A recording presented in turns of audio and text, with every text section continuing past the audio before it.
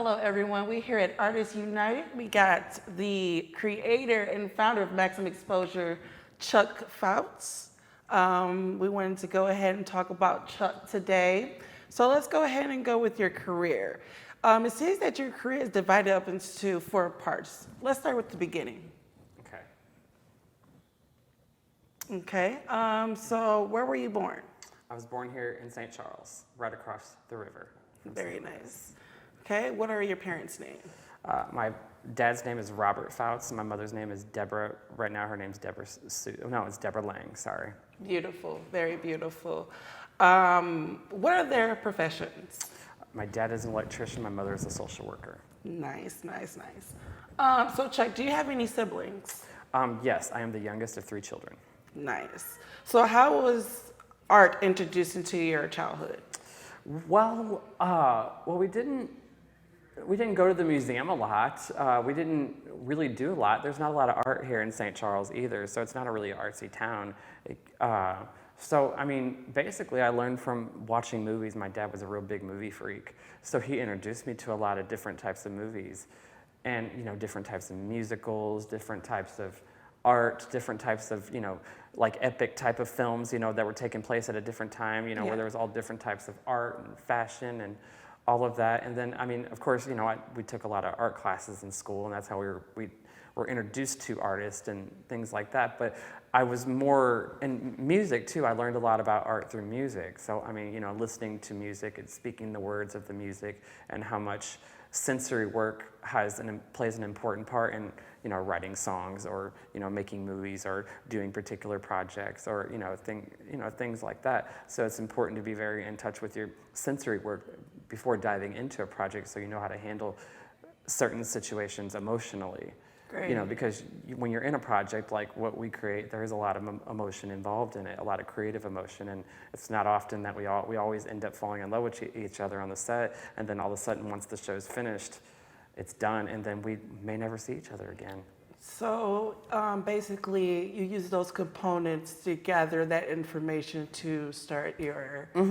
Great. And then more than likely, because of those emotions, because of those feelings, I mean, I sit there and I need to have them all around. Pierre McClary is the exact opposite. She kind of makes all her decisions to herself. She kind of stays kind of closed off, and then she walks in and she just makes all of her decisions right there. I need all of you guys around me, and what I'm doing is I'm feeding off of your guys' energy. And the character that you guys play allow my character to sort of go off and sort of explode, and that's how all of these situations create. But it takes every single person involved in our production in order to make that happen. Everybody is treated equally in my show, and it's very, very important. That's why I don't like calling anybody, I like calling everybody artists, because that's what they are. We all are putting and that's probably why our shows do so well, is because we are all artists, and that is how we are portraying ourselves in the show, as we are all using our art to create something spectacular, which is a gigantic art project, but it takes all of these little components in order for it to happen. So moving forward with your parents, one of the things of artistry is parental separation and divorce. How old were you when your parents got divorced? I was 14. 14, very young and going through that stage. As a teenager, it's really rough. Absolutely. So how did that affect you, and how does it still affect you? Well, I mean, I think it was the first time in my life when the foundation was knocked out from under me, where everything from before was relatively secure in its place. It no longer existed anymore. My support system was gone. It was being divided. My home was being divided. Everything was being divided. And with all of this, the separation creates a lot of emptiness, and what did I need to do? I had to fill that emptiness with a lot of different things. Some people do it with drugs. Some people do it with excessive shopping. Some people will do it with eating. I chose to do it in a different way. Well, that is great information to know. In a creative way. Very, very informative. So when were your parents separated? Your father did what in particular? He went to the store and bought me a camera. Wow. Wow. So it's kind of like a double-edged sword there. Yes. So what I did with that camera is I started learning how to use it. Okay. Yeah. Nice, nice. You speak very highly about growing up in Midwest. So how much has growing up in the Midwest influenced your art?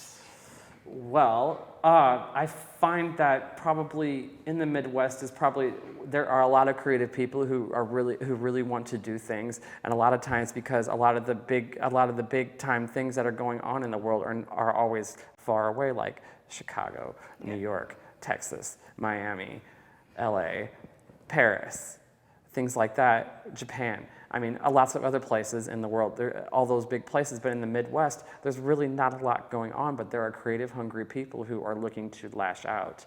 And that's where I seem to have had a lot of good luck in, is here in the Midwest. And not to mention, my mom grew up in kind of a very kind of farm-like lifestyle, and I grew up in that kind of lifestyle out in the country, and a lot of times when I hear a screen door shut, it kind of makes me weep. Just that longing.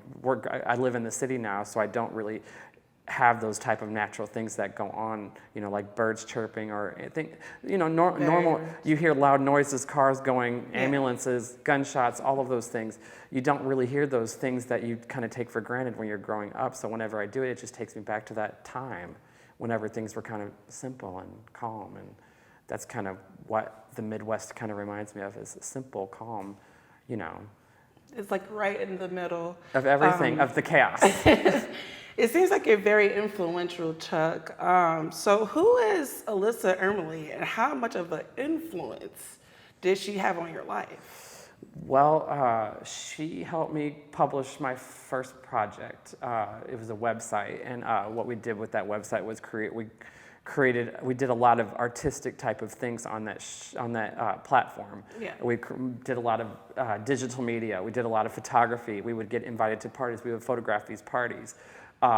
We created visual projects. We did all kinds of creative things with this project, and she was 100% involved in all of that. And she was one of those people. There's always a few people out there who just consistently enable you, and she was just one of those people who always enabled me and always encouraged me to continue to keep moving forward. She sounds like an amazing friend, very supportive. Very supportive. Yeah. So it seems like this happened in 2017. You said Alyssa's death woke you up and got you out of the area that you had been held captive for so long. So how did you feel captivated during that time? Well, I mean, I was just trapped in a place in my life at that time where I felt like things were becoming repetitious. I was starting to see the same things. I was starting to, just the industry that I was working in at that time, things just seemed like it was just a never-ending cycle of, just drama stuff. I mean, just stuff that, politics, all of that. I mean, like it is in any industry, but it was just becoming too much. I didn't see anything moving forward. So I have to move forward. I had reached a point in my life where I was stuck, and I felt trapped, and I just had to move forward. And her death just symbolized how short life is, and if I don't get out of this situation, I may die. So where were you held captive? Just trapped. I just felt trapped. Is it like a mental or physical? As an artist, as a photographer, I was working in an industry where things just do not move forward in the industry that I was working in. And so it wasn't until she died I decided to go work in the fashion industry, where it's an industry that is forever changing. It's stimulating. Everything is different all the time. Yeah. Fashion, I'm one of those people, once I'm photographed in something, I'll never wear it again. And there's a lot of people out there in that industry who do believe that too. Absolutely. So that is kind of the way I like things consistently. Very rarely do I ever photograph an event twice, unless it's forever changing. It's got to be different every single time. It has to remain groundbreaking. To me, it has to stimulate something in me. Otherwise, I won't do it. So it seems to me that Chuck here is very structured, and he loves foundation. So between 2003 and 2009, what did you do and what did you create? Well, the website. It was just a bunch of creative things that we were doing, and we were just pouring all of these things into this project. And we created a lot of other projects too. And there was just a whole string of projects that were on this platform. And then, it was an amazing place for us to go, especially when, it was kind of a rather dark time in our lives, there was just a lot going on in that time where, it was just, I think everybody, it was basically what I want to consider is an alignment as to what I was getting myself into later. Like we were invited to all the best parties in high school. Nice. We were invited to all of the best games. We were invited to everything because we had this platform, and it was a preview of like what I was to get into later with when it comes to the photography and a lot of the other the creative things that I was going into, all of the areas that I wanted to go into. And it's nice to have had those kind of references because at least I had a place to go later. At least I had kind of a map of what I needed to do later if I ever got lost, which I have. That is great. So you're very creative. So how much of those years translated into your creativity into the future, or how will it create into your future? You know, at the time when all of that was going on, you never really think about all of that stuff. You just want to continue to keep creating. And now that I look at it now, it was, like I said, it was a preview of what it was an alignment. If you're in touch with your destiny and you know you're going to be successful and you know you're going to do wonderful things with your life and with yourself and with good intentions, you just sort of know that you're going to make it one day. One day it will happen. It just takes time. With me, it took 15 years, but it does take time. But it was a wonderful preview, and I have a handbook of what I needed to do whenever it became that time to really put the best parts of what when it comes to maximum exposure, you're getting all of me. You're getting every single creative aspect of me. When you see me photograph an event, you're just seeing a photographer. Don't let that fool you. I'm an artist. Always. I will always be an artist. I like to say visual artist, but I'm an artist too because I do perform, I do sing, I do all kinds of other things. So yes, I am an artist. That's the best way to describe me. So all those elements working with you, Chuck, you're definitely getting that creativity, you're getting structure, and you're getting recognition for your work. That's beautiful. Describe your relationship with Amy Blackwell, and what did you do to save your career?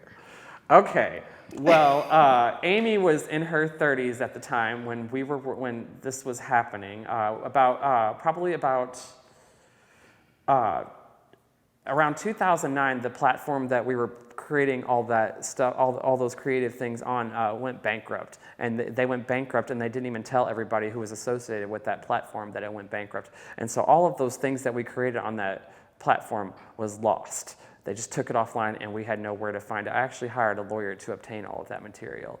Well, when I hired a lawyer, we talked to them for about a year and then never really heard back from them. So we had to move forward, and everything that we'd done was behind the computer. Nobody really saw who I was ever. I was known for my name, but nobody really saw who I was. And Amy was in her 30s at the time, and she was writing she was going through a lot of creative things herself. And I know she really badly wanted to do something for me. I met her back in 2005. We worked at a job together. Yes. And I know how badly she wanted to do something for me because she was watching me tear my hair out. And what happens when you don't have that creative structure and what it can do to you on so many levels. And I just went down a very dark path, and she knew that by doing something for me, like create a project for me, and the project that she created for me was the dance projects. And she created a character. She actually wrote a couple of books about, talking about some of her, wild nights and things like that, talking about some of the things that she did in her life.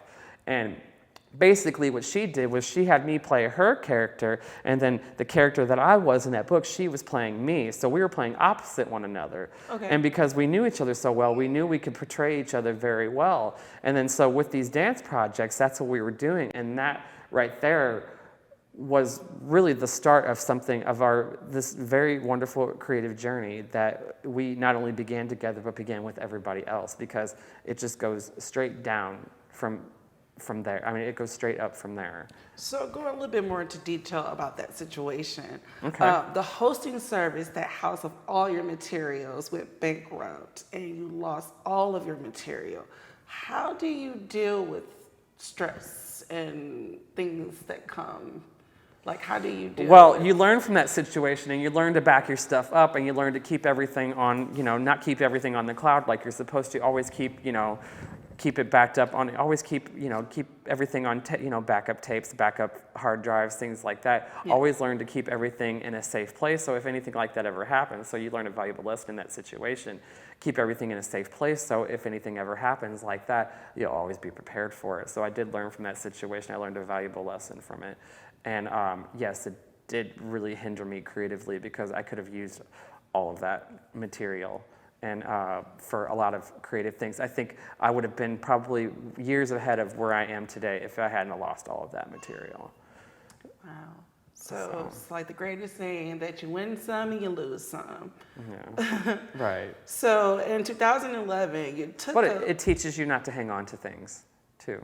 Well, yeah. Because sure. what we did was we moved forward. So Amy got tired of me tearing my hair out over it. She got tired of me thinking about it. Let's move forward, create something else. So she created these projects. And the great thing is it got us out from behind the computers, and it got us out into the nightclubs. It got us out working, and we got to know a lot of people. We got to know all the club owners, all of the artists that went into those clubs, all of the people, all of the performers. We got to meet a lot of people. Like I said, if you're in touch with your destiny, what you're doing is an alignment for what you're going to go to later. Absolutely. So I'm sure you, knowing me, you've worked with me, you see how very important these 2 years were to me in my career. Probably the most important 2 years, because I tell you what, I was never more stimulated creatively than to actually, because I was always afraid to dance in school. I was a rather shy individual. So for me to play somebody else and for me to get up there and do those things, that's not me, that's somebody else. Yeah.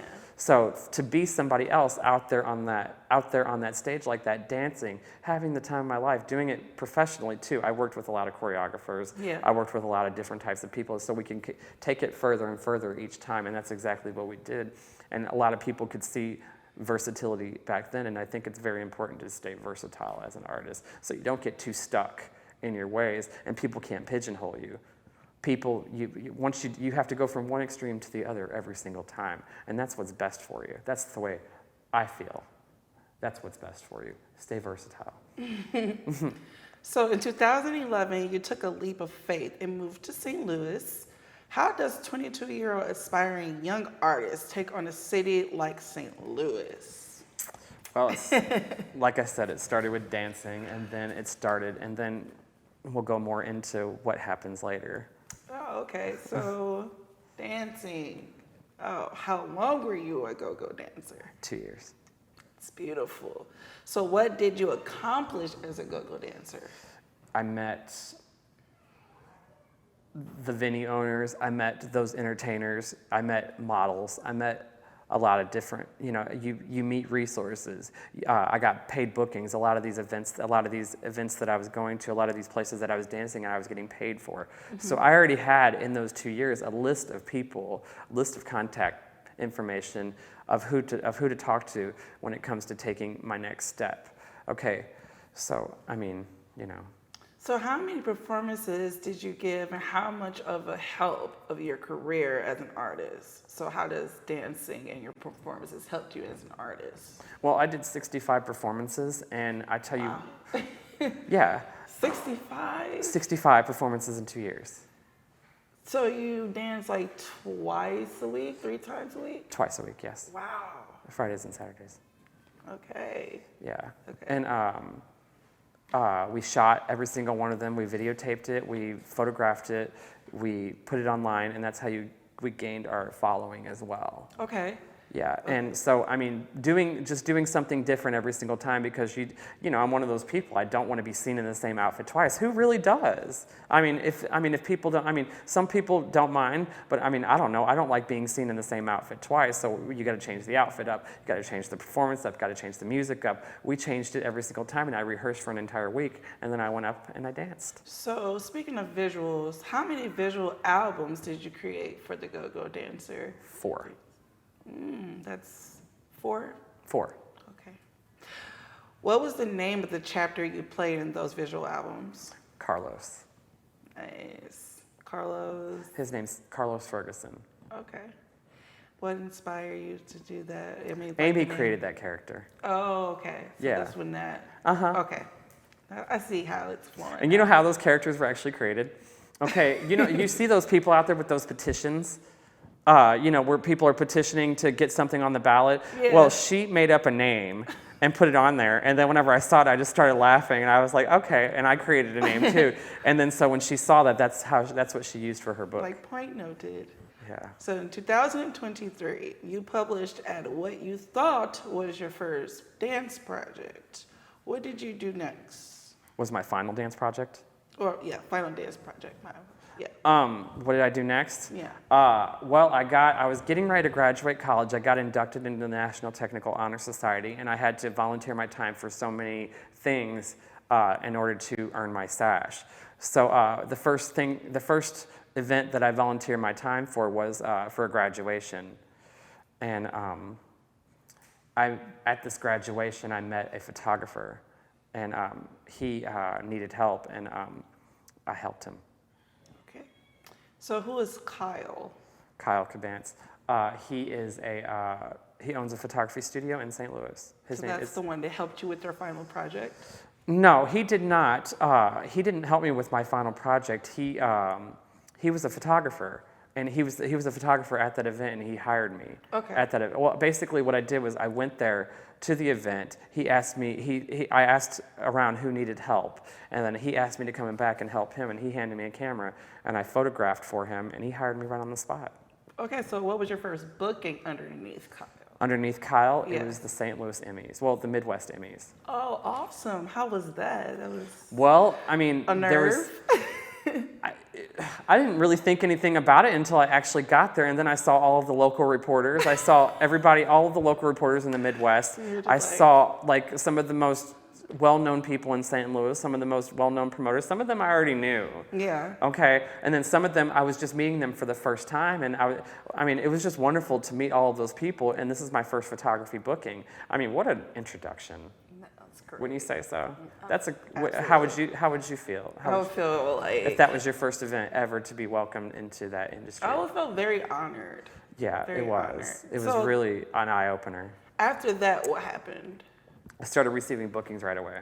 That's beautiful. Okay, so it seems like your producer at that time, Ari Goldstein, gave you a small advice about something in particular. What was it? Ari helped me publish my last visual album. So whenever we were working on the next project, we did work on another project right after that. He did what he gave me was he told me to, whenever you're photographing these events, make sure you get your picture taken. He's Okay. like, make sure that you have a camera in your hand and make sure you have your picture taken. He's like, trust me, it'll help you with your brand. And he's kind of the one who taught me all about branding, and he kind of gave me, he really helped boost those visual projects. He really played a very important part in all of that. Him, Amy, my brother Raymond, Okay. and Alyssa. Alyssa was involved in all of that as well. Nice. The one that Passed away. yeah. Okay. Who was the entertainer who booked you first? His name was Khalil Valentino. Nice. Beautiful. And this was all in the same time of you being under? Yeah, within like a day or so. Wow, that's I would say within 24 hours. right. So what was the event for? Or what kind of event was it? It was a pageant called the Missouri State Pageant. It was a drag pageant. Drag pageant. Yes. Nice. Okay, so how many pageants have you photographed? Have I photographed? Yeah, 30. 30. Let's see. You worked for Cabance Photos for 12 months. What did you accomplish in 10 months working in the studio? Well, I mean, he taught me how to use the camera. I really didn't find my eye until later, but he taught me how to use the camera really well, and he gave me a lot of advice. Some of it I took, some of it I didn't, but one of the things he really did do was he really did teach me how to use the camera and how to maneuver it and all of the different angles you can shoot at, and don't be afraid to take a risk or anything like that. He gave me a lot of advice, but he was definitely rather difficult to work with. I mean, because he's a good photographer and so am I. So I mean, Yeah. you can imagine the conflict. The What he had, clash. he's a wonderful individual, and what he has, he's earned. And that's the way I feel about all photographers. Is you have to respect. I don't even like. I look at more photographs of photographers than I do my own. And just because I don't, I love the way it looks. I love to see it through other people's eyes, because this is the way that I see it. So, and that's the way that whenever you look at it, whenever you're working with a photographer, that's how you got to view it, is that's their eyes, that's their vision. Okay, even though you may have your vision and it may not always be like, but that's why you got to find the right photographer. Okay, when you don't have the right that's how you know you have the right photographer, is when you both can see the same vision at the exact same time at that moment, and it turns out perfectly. But it's all about synchronicity. That's what artistry is, and that's why the people that I work with me so well, because it's all about synchronicity. They all understand how I feel. Speaking of photography, where did you discover your eye for photography? You're not going to believe this. I actually went and photographed flowers. And the reason why is because while I was learning my craft, I heard a lot of, you hear a lot of bad things. You hear a lot of people telling you things. You hear a lot of loud noises. A lot of times it can really tune you out, or it can kind of ruin you. Sometimes you just need to go someplace where it's quiet and calm and then photograph. Yes. And flowers don't talk. So I was able to learn how to really use learn the camera even more, and able to focus a lot more, and really focus on that flower, and focus on the details of that flower, and how important, and the atmosphere around that flower, because that's what it's all about too. It's all about atmosphere. You can appreciate it. Yeah. So I mean, that's really where I felt like that was really a good kind of a good starting point. Okay, so how long have you worked at the Gray Fox? 5 years. 5 years? How much of an impact did those entertainers have on you? Oh man, I mean, I used to get jealous watching them, because they got to go up there on that stage and do what they love to do. And I mean, really get to fulfill all of that creative yearning that you get, that anticipation, and then go out there and release it like that to the world, and then to have all of those audience members take all of that in. And if you really want those people to know how you feel, you have to go out there and give it your best. I tell you what, I really watched so many entertainers working with me at the Gray Fox, having them give their best and give it them all. And some of them were maybe rather disappointed at the response, and some of them were completely inspired. But at the end of the day, it was all documented on camera, so they can see it for themselves, and they can go back and always remember how they felt at that moment. So is the Gray Fox still open for business? Yes, it is. Absolutely. We have a show there tomorrow night. Tomorrow night? At what time? Wednesday. 8 o'clock. 8 o'clock. Between 8 o'clock and 9 o'clock. Okay. Well, I've definitely people like to show up late. So in 2024, you created your own photography studio. Yes. What's the name of it? House of Chuck House Studios. of Chuck. So what was your first booking underneath the House of Chuck? Pride St. Louis. Pride St. Louis. How long did you work in the LGBTQA community, and why? I worked there for about 4 years. And the reason, everybody, no matter what people say, no matter what goes on, it was more about like finding, living with, your own sexuality and your own, insecurities and things like that, and then being bullied, being bullied all your life. You want to, there was a layer of comfort that I felt there for so long. I felt safe. And then later on, I began to feel a little trapped. Yeah. But for a long time, I felt safe, and I felt like I was with my people. I was with a bunch of people who I thought understood me, or a lot of them did understand me.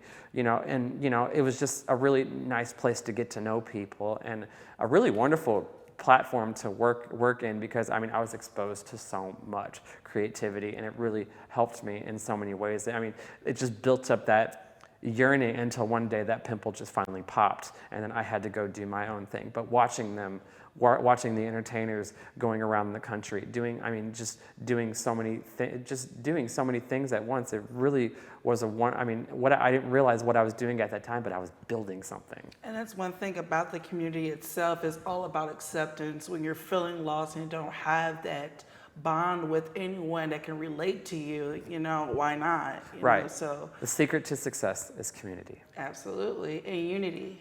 Always remember that you did not make it there on your own. Absolutely. People need to get that out of their heads. Yes.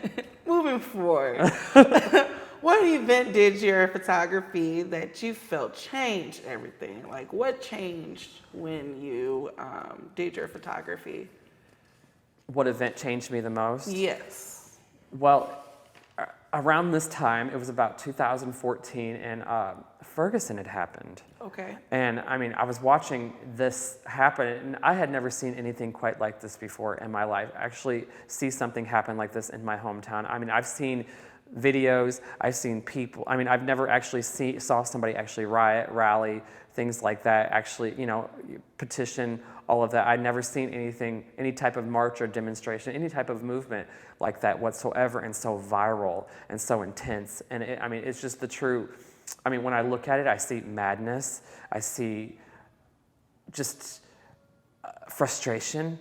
People were fed up. Just raw feeling. A raw feeling. People were fed up. People were angry. And I tell you what, when you watch those pictures, and when you see those pictures, when you watch the video too that I created as well, you could really see how angry people were. That people were just so mad about an unfortunate situation. No matter what people say, nobody deserves to die. Absolutely. So, and I think that's all I can take away from that is people were mad that somebody died. And of course, there were other things that people were mad about, but at the end of the day, nobody deserves to die. That's the bottom line. Nobody deserves to die. So you're creative, you're supportive, you care, you just have all these elements about you to just help build you and also your company. I had never, and when it comes to that situation, that was the first real project that I had the first real photography event that I really dove into in detail. Like I had to go find a list of all of the restaurants and all the stores that got burned down. I wanted to document that. I wanted to document from start to finish what exactly happened, kind of like a crime scene type of thing. Reading all the signs, really taking all of that in, how these people truly felt. It was it was just, I had never dove, there was nothing had ever drawn something, nothing like that I had never been more drawn to something in my life than something like that. And ever since then, I swear it really gave me the realism of the fact that I am on a path now. And so many people thanked me for taking those pictures. Politicians reached out to me, businesses reached out to me, people reached out to me, and it gave them kind of a moment of clarity or closure. Maybe they could see things a little bit more clearly as to what happened, because what people read, and also on the news too, I had never heard so many different people's point of view. It used to be back then they just reported the news and just the news. Now you hear all these different points of view. Everybody wanted a piece of that. Okay, and with me, it was just pictures. A picture says 1,000 words. That's all. No caption needed. So basically, your artistry is all about being raw and real. Real, yeah, because that's the kind of person that I am. I'll give it to you real. I won't say it behind your back. I'll give it to you straight up. What was it like being brutally on honest. The board? Very brutal.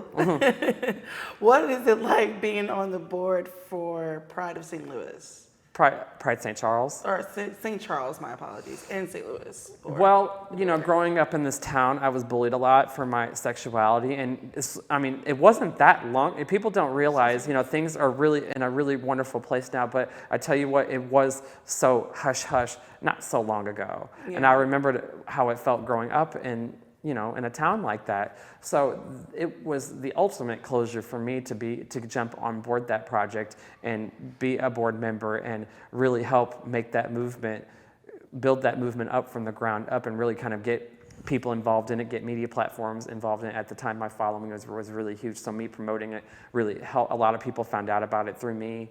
A lot of media platforms in St. Louis found out about it through me. A lot of things happened because of not only my involvement, but the team that was involved in that project. I have never met a more passionate team in my life than the people who lived in St. Charles and who really wanted to make that happen, to plant that flag here in our city, in my hometown. So what happened after Pride St. Charles? I got sponsored to go on the road and photograph other Pride events. Nice. How many cities were you booked and after the ban of same-sex marriage was lifted?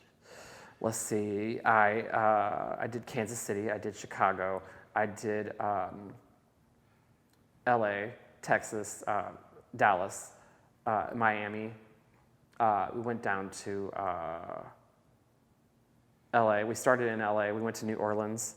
We went to New York as well.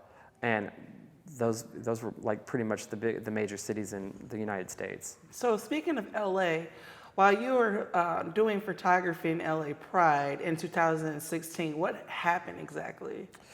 Well, the Pulse incident happened. The Pulse, the Pulse tragedy. I mean, that's kind of what I want to talk about. It, over 50 people were killed, shot in a nightclub and killed. In Florida? Yeah, in Florida.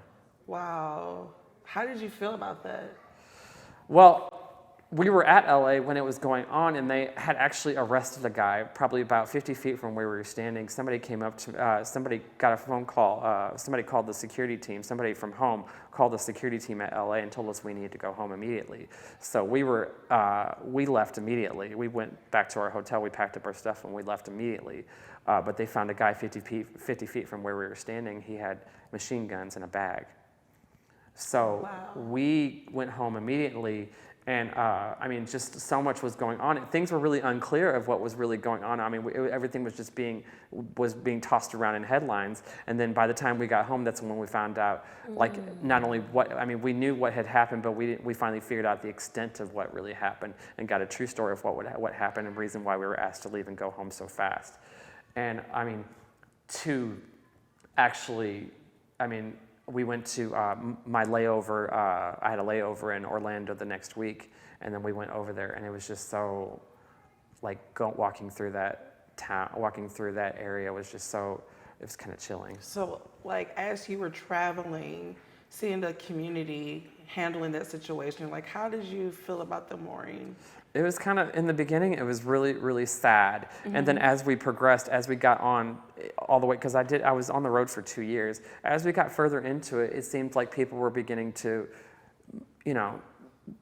move on and, but in the beginning, probably, seeing that we saw the pictures of those victims everywhere. I mean, it was really sad. Everybody was sad. People were afraid to go out. People were afraid to go to nightclubs. I think that's what really made a lot of people look at nightclubs differently and how secure do you really feel in a nightclub. Right. And, it even had an impact on our shows too, and we always have to have security with us. And that's one thing we're really big about is making sure that everybody feels safe. Because anything bad can happen. I mean, look what happened there. I mean, all it takes is one person. One person, right. Yeah. So speaking of your shows, it seems that you have Miko Sushi, who does a lot of hosting in your shows. Can you tell me a little bit about him, how you guys met? How we met? Mm-hmm. Well, I photographed an event. He was there. He performed on stage. It was a picture of him and 2 other entertainers. I published it on social media. The picture went viral. And he just so happened to be friends with me on social media, and he saw the picture, and that's how he knew who I was. And then I went out a couple of times. He knew who I was. He would say hi to me, but I just didn't really, Right. When people know you on Facebook and then you see them, you don't really put 2 and 2 together. Yeah. And then finally he came over and properly introduced himself to me at a pool party, and then that was when we really our kind of bond started. That's when we started bonding, and we realized how much power we had together with a camera and a microphone. Okay, so what inspired you to create Man Crush Tuesday and Top Notch Tuesday? Man Crush Monday and Top Notch. Monday to Tuesday, I'm sorry. It's okay. At that time, this was 2016, there was a string of promoters that came into St. Louis. Everybody was in competition with one another. I think with the Pulse incident happening as well around that time, a lot of people stopped going to nightclubs. A lot of nightclubs were shut down. So many were shut down. So many clubs and also some were shut down for very unfortunate reasons on top of that. So all of these entertainers did not have a place to perform. So by me I knew the Gray Fox. I knew them really well. I had a really wonderful relationship with them as a photographer. I documented a lot of events at their pub. I knew that I can create a show there. And with all of these entertainers, I knew I could make it successful. Speaking of entertainers, seems like you met Lady Chilchi or? Lady Cliche. Cliche, sorry. Lady Cliche she was another promoter at that time. There was probably, after everything was kind of wiped out, there was like a string of promoters left in the city who were trying to keep the community alive. Lady Cliche was one of them, and she really, In the beginning, I tell you what, we didn't click very well. And after the first time we worked together, she sent me an event. And it was an event where there was a celebrity coming to town. And then she started sending me events where celebrities were coming to town. And then the way that she would word it was, add this to your resume. And so she knew just how to get me, and she knew just how to convince me to do it. So I don't know, there was just a string of events at that time that just made me sort of explode. And it was just at a time when there was just not a lot going on in St. Louis. And it was just a really wonderful time. And at that time, I was on the road as well. So things were going good at home and on the road as well. So a year after your tour in the LGBT community ended up, what did you do, or what did you end up doing after that? I started looking into other areas to photograph. Nice, nice. And one of the things that interested me was fashion. I have done a large variety of events, by the way. It wasn't just the LGBT community. I had done a large variety of events when things just were not, when things were kind of slow in the LGBT community. I was able to do a lot of other different types of events. Like I did the Raw fashion show was back in 2014.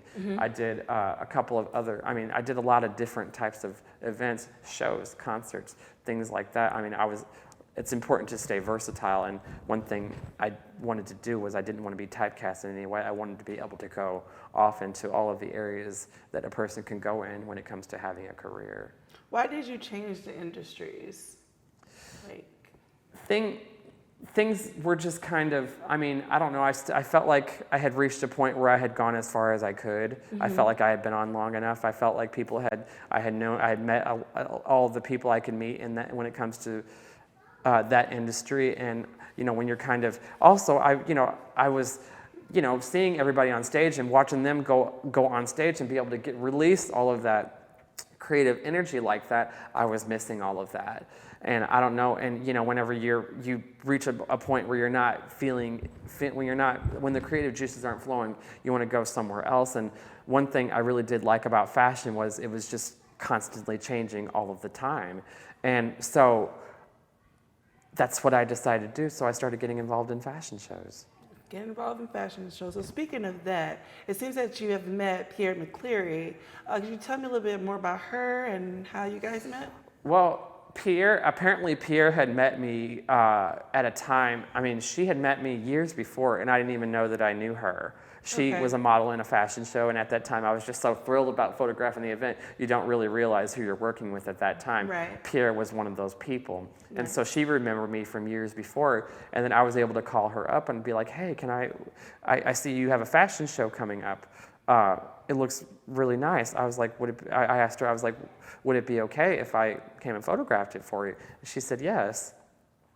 And without even asking me for a portfolio, without even asking me for a resume, anything like that. And I asked her that later on. I was like, Pierre, why didn't you ask me for a resume? She's like, because I already knew you. Yeah, she's a very wonderful person to work with. Yeah. What was the name of the event that you photographed for her? Hats Off Alopecia. Hats Off Alopecia. What happened after that event? Well, photographing that event, there were so many people involved in that, so many models, so many designers. I was able to give them all my business cards. They were able to hit me up, and I was able to deliver all of those photographs to them. Well, like all of the events that I photographed, once the photographs are published, they go viral. So once these models, designers, whomever, everybody involved in that production, they publish those photographs, it's thanks to social media, the entire world out there sees it, so their followings see it, and their followings see it. It's just a ripple effect over and over again. So right then and there, it was able to open up so many doors for me that I didn't even realize, you don't even I'll never forget that event as long as I live, just because it opened up so many doors for me, and I received nothing but the best after that. So besides Hats Off to Alopecia, what other fashion bookings have you received? I worked with, the next event that I worked with after that was Mercedes-Benz. Mercedes-Benz. So speaking of Mercedes-Benz, it seems that you've met Anthony Freeman Yes. Could you tell me a little bit more about him and how you guys met? Well, I tell you what, Anthony Freeman is probably one of my biggest inspirations. And the reason why is because here is a man who grew up in this city. Okay. Everything that he has learned is in this city. Miko, he is one of Miko's, he worked with Miko very closely in the beginning of his career. And this is one of those people who just got better and better and better. And when I look at Anthony Freeman and I see the platform that he has, which is a Mercedes-Benz, he has his event with Mercedes-Benz. When I see the platform that he's created, he could have taken that event anywhere in the world and probably made it successful instantly just because it's Mercedes-Benz and because it's him. Okay, but he chose to have that here. And he chose to use that platform to benefit the people in St. Louis, his people that helped him get to where he is. That is the type of person that I wanted to be. When I look at Anthony, I look up to him very much. I cry when I think about that man because of what he has done in this city and how he used it to benefit his city. That is inspirational, and that's what makes you a legend. It's not what you've done, it's what you leave behind. He's already done it. He's walked the walk just as much as Pierre has, as much as some of the best of them out there have. I tell you what, and he chose to pay tribute to his city before he even probably thought about going on the road. He should go on the road, just like I am. So you surround yourself with bosses, people who are influential, people who have drive, and that keeps you and your foundation. That's very beautiful, Chuck. Yeah. How many times have you worked with Benz, the Mercedes-Benz? 5 times this past weekend. Wow. Now they're like, we know this fella. And okay, so a year after that, you climbed Mount Everest of photography. What event did you photography for? Did I photograph? Yeah. Well, it wasn't a year later. It was like a few months later. It was probably 3 or 4 months later. It was February of 2018. I put a post out there. I just said, if an opportunity ever opened for me to photograph New York Fashion Week, I would be interested in doing it. Oh, wow. So speaking of New York Fashion Week, how did you get booked for that? Well, a mother of a model was being photographed. A mother of a model was appearing in this event, and then she gave me the name of the event, and then I, of course, reached out to the appropriate people, and I got on their press list. And I got asked exclusively to come up, and I was actually able to get sponsorship money to actually pay for my trip to get up there. I mean, within a few days, I had a plane and everything ready for me to go up there. So what happened when you returned home from New York? Well, something in my heart told me that if I go up to New York Fashion Week and do a good job, that I knew that it was probably going to change the way people looked at me when I came home. And the fact that I did go up there and I did do a good job, and the fact that I was asked to come back to do more, and I got other bookings too. I mean, it wasn't just that event that I got booked for. I got booked for 3 other events on top of it. I think I photographed, 5 fashion shows while I was in New York. Just because I was coming up there, people wanted to work with me. But like, as far as today, how many events you actually photographed? As far as today? Yes. Over 400. Whoa, so how do you look at your own pictures? I don't. You don't look at your pictures. Why?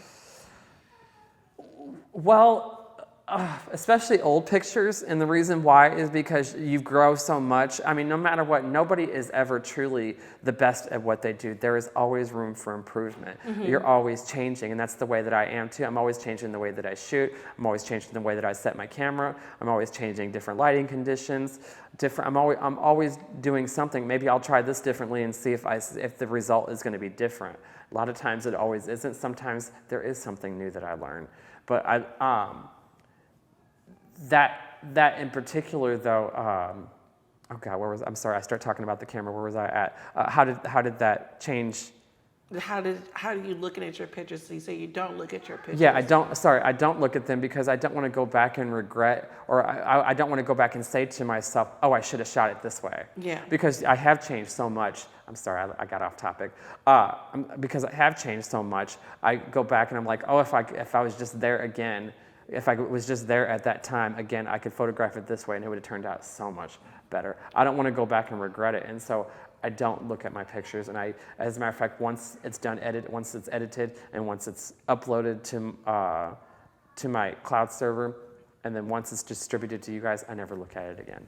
So moving away from photography, so a couple of months after that, you decided to create a video project? Yes. Actually, you created it earlier. It's significant because of what? Well, this is probably one of those lost projects. When my Okay. best friend passed away, Alyssa passed away. Yeah. I don't remember when I told you that we hired a lawyer to try to get that material back. Yeah. Well, that website, that platform was in 3 different names.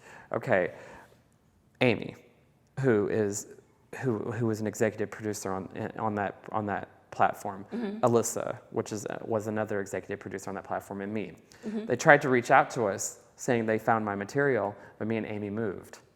Oh. So who did they contact? They contacted Alyssa, and then but- the night that she passed, Passed. the last time we saw each other, I was going through a really dark time in my life, and she reached into her before she said goodbye to me, before she gave me a hug and went into her house. She reached into her bag and she's like, "Chuck, don't let them get you down. Show them who you really are. You are so much more than this." That's And, beautiful. in her purse was a hard drive with all of my original material. That made me cry. So when she passed away, I didn't look at it. I didn't want to see it. I thought it was maybe it was a goodbye message or something like that. So I didn't look at it. I was afraid to look at it. And then after New York Fashion Week, my 15-year anniversary was right around the corner. My 15-year anniversary was on March 28th. And so what I decided to do, like a few days before, was I decided to finally just look at the hard drive and see what it was. Well, when I looked at it, it was all of my material. So instantly, I turned it into a production. And I had went and saw a really wonderful fashion show. It was called Tribute. Oh, okay. It was done by Mother's Model Management. And this was one of the most beautifully creative shows with visuals and everything. I mean, with the most amazing production that I had ever seen in my entire life. And I was like, wow. I was like, if she can create something like that, then I can create what I Most always definitely. wanted to create. Speaking So of that productions- inspiration, that gave me the idea to go back and to whenever I obtained all of that material, I instantly turned it into a production, which was the first Maximum Exposure Maximum fashion show. Exposure. I was just about to say Maximum Exposure. When was it created officially?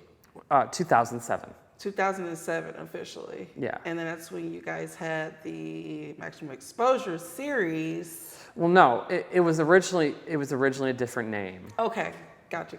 It was under Walk This Way. No. Okay. What was the original name of the project? It was called The Massive Project. Okay, gotcha. What inspired you to finally put this project in motion? Well, I mean, it was at a time, I mean, really, I had to do something creatively, and I didn't know how to really. I don't know. I just had that. It was my 15-year anniversary project. I was an artist before I was a photographer. I really wanted to just sink my teeth into something and really, I don't know. From the moment I began working on that project to the moment it was finally over with. From the moment it was finally over with, it was I had never wanted something so badly. There was nothing. I was never yearning for something more spectacular in my entire life than to create that project and to actually see it be put on display. And that reminded me of back when I was a dancer and what it was like to actually that whole creative process of creating a performance, going out there and performing, the whole creative aspect that you go through with that performance and the songs, the emotions, the sensory work, all of that. And you have to be really in touch with your senses in order for you to be a successful artist. And I'm really in touch with those senses and emotions. And I mean, just going through all of those emotions that I went to, this is back in the day.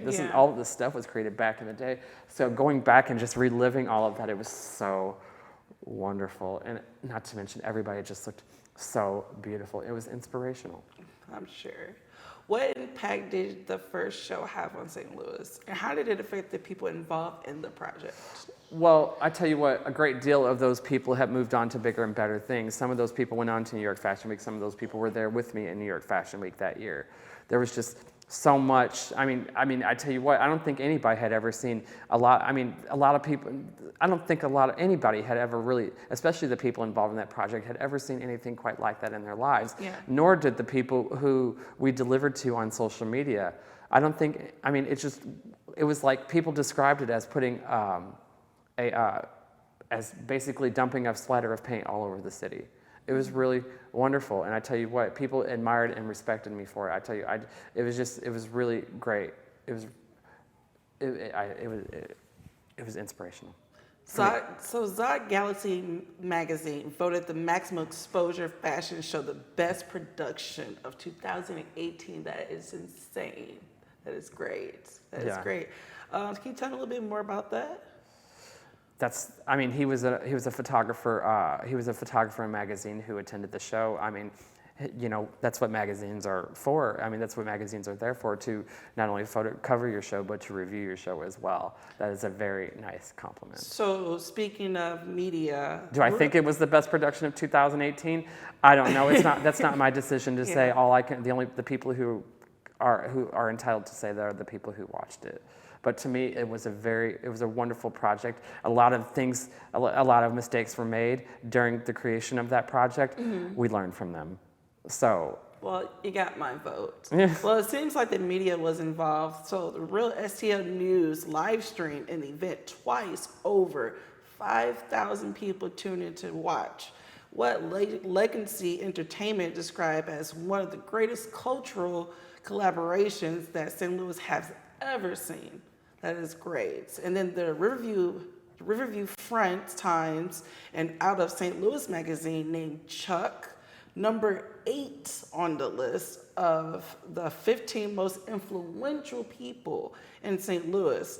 For a little project that was floating around in cyberspace for 15 years, Chuck, that is phenomenal work. I'm proud of you as a model. I have always had a wonderful time working with you, and I always wish much more success in the future. And so when you look at that project, and then you probably, after, going through this journey with me here tonight, can you kind of see the alignment of everything leading up to that? Yes. Do you understand the connection now? Yes. That's the way that I felt too when all of that was going on. Mm-hmm. Because all of the people that all of the people that I had worked with from previous events, to people that introduced me into the nightlife, like Black Pearl Tattoo Studio. Mm-hmm. They introduced me into the nightlife. They're the ones who kind of introduced me into nightlife as a dancer. And so they helped me with this project. They let me borrow their studio where I had the rehearsals. So I was able to kind of go back to the beginning, kind of where all of those creative juices started, and it was so nice and it was really important, and it was just really important that we had our rehearsals there. It was just good luck, just to, things you just have a good feeling about things, and that's just the way that I felt at that time. So how do you personally feel about your first show, personally? There were mistakes that were made, we learned from them, and we moved forward. There were a lot of things that I felt, I found that the venue that we were working with was very difficult when it comes to trying to carry a production out. The production wasn't carried out as perfectly as I wanted it to. But nothing's ever perfect. Like you say, there's always room for improvement. So what do? We learned from those mistakes and we moved on. You live and you learn. So just recently, you decided to follow up with the fashion show that turned into a series. Yes.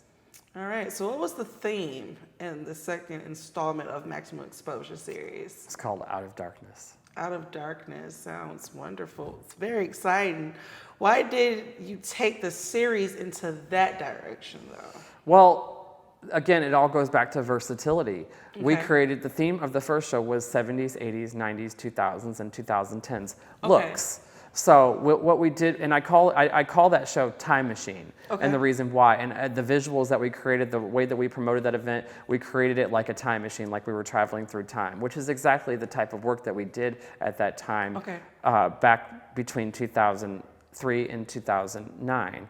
So that's kind of where we wanted to start, and I really wanted to create a theme to really carry that out properly, and that just seemed like the perfect theme to do so. So what do we do next? We go 180 degrees in the opposite direction. So the show was called Out of Darkness. Again, it's all about versatility. We don't want to be known as just that type of show. We want to do Mm-hmm. something completely different. And that's what gave me the kind of, it didn't give me the inspiration behind that show, but it did give me the inspiration to take it in that direction. One thing I like about you, Chuck, you keep it guessing. You never know really, truly what you're going to have in store, but when it all comes together, it's just like phenomenal work. It's very beautiful. Yeah, it all makes sense. Yeah, It all makes beautiful. sense. But the way that I carried it out, and then you guys go back and you look at the commercials, you're like, oh, I see now. I get it now. But I mean, that's how television shows Yeah. are. You have to watch it. That's why the binge watching is such a big fashion. It's because sometimes you have to go back and watch it again just in case you miss things, or you have to connect things together. Your mind will connect it together if it's written properly. So how do you feel about the second installment? Well, nothing was written. It was called Out of Darkness, but nothing was written. Okay. And I had brought in a new video team. I had brought in a media team. I had brought in pretty much a whole entire new team in this project. I basically kind of did away with some of the members of my old team, the ones who weren't taking it as seriously as the way that I wanted it to. So we brought in an entirely new team. And we brought in a new string of designers. We brought in a new string of like a new media team. Sean and Kate came on as my media team, my house photographers. Now we have a new house photographer who's coming on board this show, Salamar Cox, Salamar? Okay. Beautiful Creations Photography. Wonderful. Wonderful, right? Wonderful. Wonderful. He's photographed all 3 of our shows. It's time we added him to our series. And so him and then Justin Holmes became our videographer. He was interviewed on this platform along with Danielle, who's on our board of directors as the makeup artist. Mm-hmm. And then Lydia, who's the CEO. She's our kind of our the face. If situations need to be handled, she kind of goes out there and speaks for us. Okay. She handles a lot of the stuff that she picks up a lot of the issues that we can't handle. And she's just a wonderful guiding hand, and she's the one who got me involved into a lot of photography, fashion photography. She actually introduced me to Anthony Freeman. Nice. Yes. So speaking of Danielle members, introduced me to Pierre. see So how now it that's works why they're out. on my board of directors. So Now, see the that you have connection. everyone on board. Speaking to those particular people, how did you meet Charlotte sometimes? Is she part of the fashion industry or? She was a part of the kind of drag burlesque industry of that at that time when I met her. This is again another kind of one of those lost projects. Okay. And back to Out of Darkness, nothing was written. And me and the media team just got so caught up in what we were creating because we had never created commercials like this before. Yeah. We had never played around with film like this before. And, I don't know, I'm sure you see me, on these productions, and you see I have kind of like a childlike fantasy of the camera. And I'm looking at this stuff being shot, and I'm just like, in the background, like, ooh, that's the good stuff, and, all of that. And so we just got so caught up in making the commercials that we completely forgot to add dialogue and we forgot to add visuals. Yeah. So here I was, nothing was written, and then I went and did an interview with Out in STL magazine, and there was a story that was being published about me about an entertainer that tried to petition to have me blacklisted from photographing in St. Louis because I supposedly took a bad picture of him. Mm-hmm. And this is kind of why I'm really particular about, I really don't like posting pictures on social media, especially anymore, because in this particular situation, I did not publish a picture on him. Somebody else did. Things get misconstrued.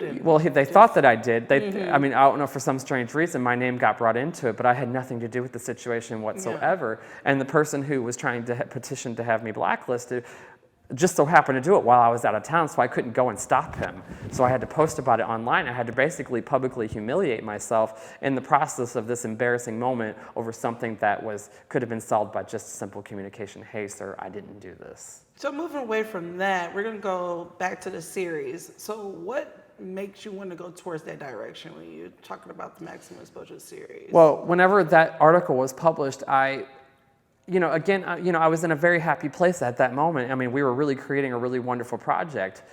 But whenever that article was posted and seeing that situation in my face once again, I mean, this is a really dark time. This is right around the time Alyssa passed away. Okay. And this is the situation where I felt trapped in, where I felt like, where I felt like I felt humiliated, and I felt like there was no place for me to go. And that was when she passed away. I realized life was short. I can move forward. And I was at a place where I could move forward. And that's what that show was about, from start to finish. Literally, we brought in a designer. It's a drag designer. And they had all different types of entertainers and different types of models in the LGBT community in the first line of that show. And then as you get down further into the show, it's of course a very dark show, but you see me transitioning from one industry into another. And one of the key components of every single one of those shows is Cheyenne Devereaux. Okay. And Cheyenne Devereaux I met on the Man Crush Monday and Top Notch Tuesday show. That's the show where she really came alive. And she's booked all over the city now, but this is where she got her start, was with me. And it's really important that she stars in my shows. She's just one of those key ingredients, like Miko and all of that. And so, I mean, just everything about that show from start to finish, it played so close to my heart. It was a true story. It was a traumatic story. It was the closest to my life that I'll ever want to, probably the closest to hell I ever want to relive ever again. But it was so dark, and it was such a dark time. And it's always hard when you can't see a future ahead of you. So what do you feel about your third installment?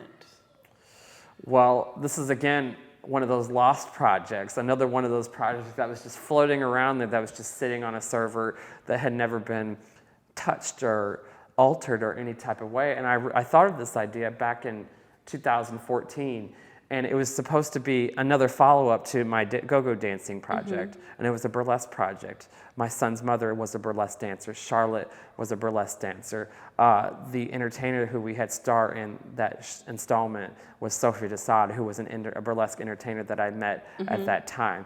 Well, this is what I had originally written, and there was another entertainer involved in it, but he was unavailable.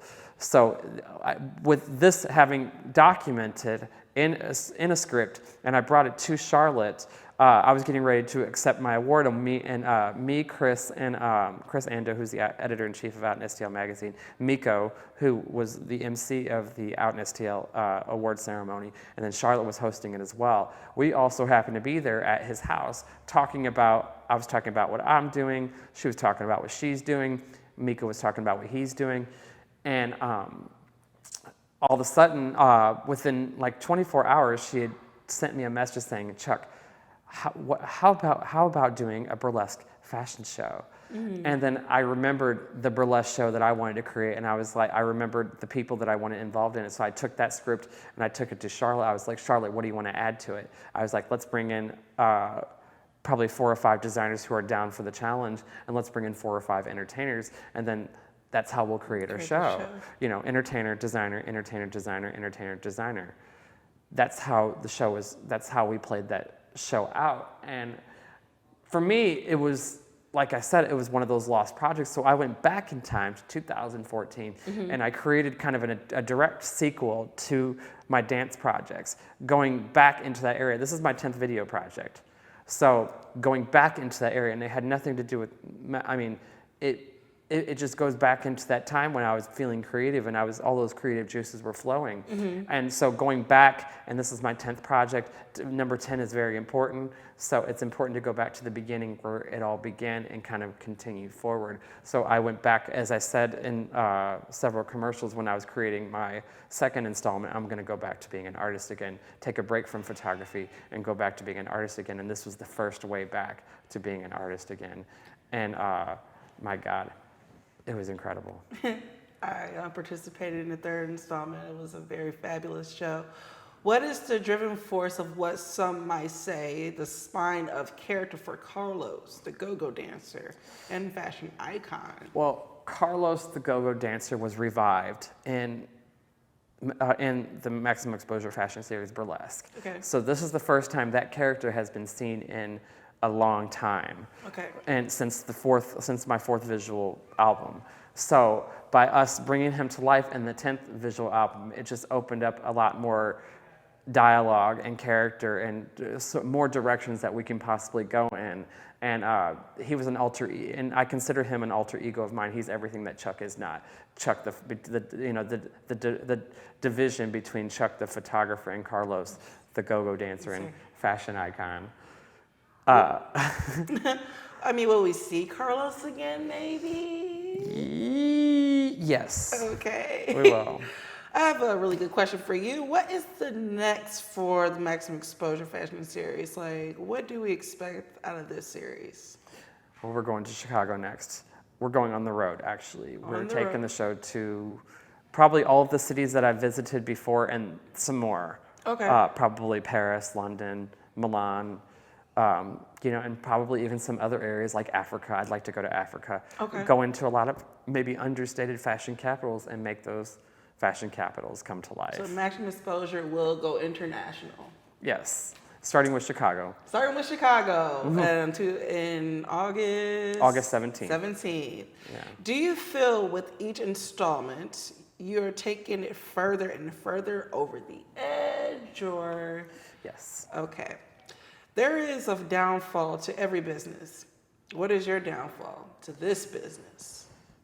Well, I mean, there is all kinds of things. I mean, loneliness, because you reach a certain point when you reach a certain status or whatever, or when you've reached a point where you've gotten big and people, maybe are jealous of you, people want to hurt you, people want to do bad things to you, people want to say things about you that are not true.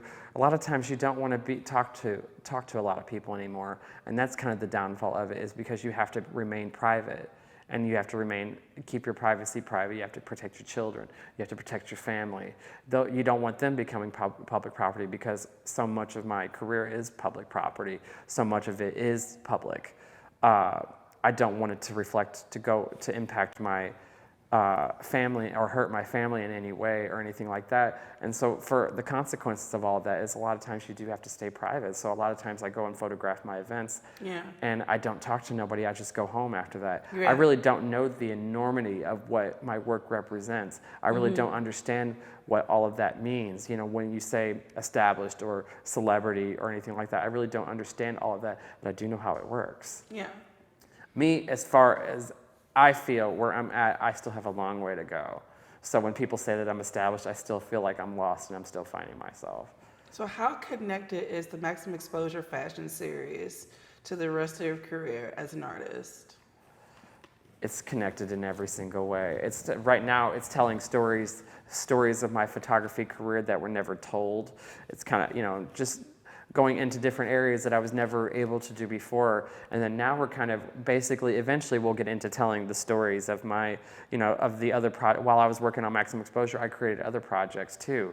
So we'll go into a lot of that as well. We have a lot of material to work with. So far we have 8 chapters that are already completed, and not to mention we have another one in development in Chicago. We have 2 other in development in 2020. So we haven't thought past that yet, but we are going to create more. So I mean, it's just all about staying versatile, and of course going from one extreme to the other. Going from 180 degrees in the opposite direction and going over the edge sometimes.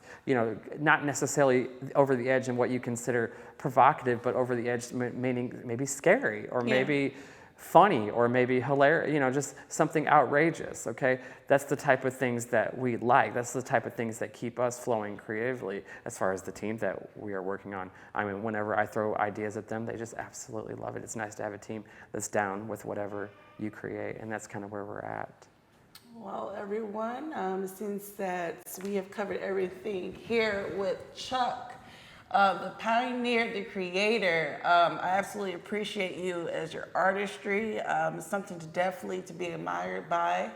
If you guys want to give some information to Chuck or have any questions for Chuck, you can find him on Chuck Pfoutz and Facebook, right? Yeah, or Maximum Exposure. Or Maximum Exposure. And then I am Lena. You can find me on Facebook, Lena Kylie Connor, or you can find me on Instagram, Lion Queen 92.